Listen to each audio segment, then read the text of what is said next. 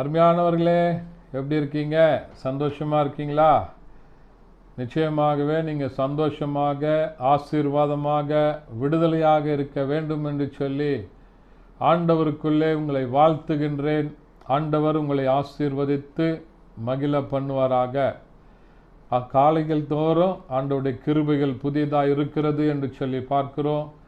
ஆண்டவர் ஒவ்வொரு நாளின் காலை வேளையில் புதிய கிருபைகளை கொடுத்து, புதிய ஆசீர்வாதத்தை கொடுத்து, அவருடைய வார்த்தையின் மூலமாக ஆண்டவர் உங்களை ஆறுதல் படுத்துவாராக. இந்த நிகழ்ச்சியை தொடர்ந்து பாருங்கள். மற்றவர்களுக்கும் நீங்கள் பார்த்து முடித்த உடனே உங்களுடைய குழுக்களுக்கு, நண்பர்களுக்கு ஷேர் பண்ணுங்கள். நீங்கள் அதை ஒரு வழக்கமாக எடுத்து ஆண்டவருடைய காரியங்களை செய்யுங்க. ஆண்டவருடைய வார்த்தை, அதில் ஜீவன் இருக்கிறது, அதில் விடுதலை இருக்கிறது. அநேகருக்கு அது ஜீவனை தர உண்மையுள்ளதாக இருக்கிறது. இந்த நாளின் தியானத்திற்கு என்று சொல்லி நாம் தெரிந்து கொள்ளப்பட்ட வேத பகுதி மத்தேயு எழுதின சுவிசேஷம் 17ஆம் அதிகாரம் அதனுடைய 7வது வசனம் இப்படியாய் சொல்லுகிறது. அப்பொழுது இயேசு வந்து அவர்களை தொட்டு, எழுந்திருங்கள், பயப்படாதிருங்கள் என்றார்.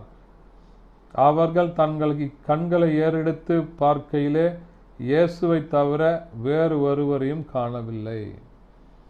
எனக்கு அருமையானவர்களே, இந்த இடத்துல சீஷர்கள் மறுரூப மலைக்கு ஆண்டவர் அழைத்து சென்று அவர்கள் ஒரு உன்னதமான மகிமையான காட்சியை பார்த்தார்கள். ஆண்டவருடைய முகம் சூரியனை போல பிரகாசமாய் இருந்ததை பார்த்து அதற்கு முன்பாக அவர்கள் நிற்க முடியாமல் பயந்து நடுங்கி கொண்டிருக்கிறார்கள். அந்த நேரத்தில் இயேசு வந்து அவர்களை தொட்டு பயப்படாதிருங்கள் என்று சொன்னார். எனக்கு அருமையானவர்களே, இந்த நாளில் உங்களுடைய இருதயத்தில் ஏதோ ஒரு பயத்தோடு, இது இவ்வளோ பெருசாக இருக்க, ஏதோ ஒரு காரியத்தை பார்த்து நீங்கள் பயந்து கலங்கி போயிருக்கிறீங்களா? ஏதோ ஒரு செய்தியை கேட்டு கலங்கி போயிருக்கிறீங்களா?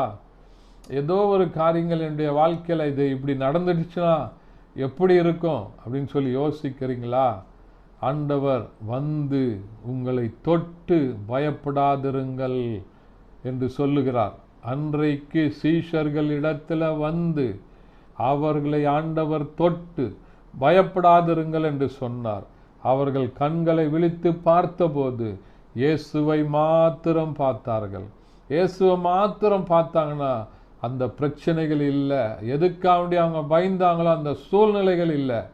இன்றைக்குமாக ஆண்டவர் உங்களிடத்தில் வந்து உங்களை தொட்டு பயப்படாதீங்கன்னு சொல்லும்போது, நீங்கள் கண்ணை திறந்து விழித்து பார்க்கும்போது ஆண்டவர் இயேசுவை, அவருடைய பிரசன்னத்தை, அவருடைய மகிமையை, அவருடைய தொடுதலை உணர்வீர்கள். ஆண்டவர் உங்களை ஆசீர்வதித்து வழி நடத்துவராக. இந்த வசனங்களை விசுவாசிங்க, ஜெபம் பண்ணுங்க. ஆண்டவர் நிச்சயமாகவே உங்களை தொடுவார். ஜெபிக்கலாமா? பரிசுத்த பிதாவே, மை துதிக்கிறோம், மை ஸ்தோத்தரிக்கிறோம், உடைய நாமத்தை மையப்படுத்துகிறப்பா. நாளில் கேட்ட வசனத்தின்படி அவர் வந்து அவர்களை தொட்டார் என்று சொல்லி பார்க்கிறோமே, அதே தொடுதல், touch in the name of Jesus. Hallelujah. ஆண்டவரே, ஒவ்வொருவரையும் தொடுவீராக. இயேசுவின் நாமத்தில் பிதாவே, ஆமென்.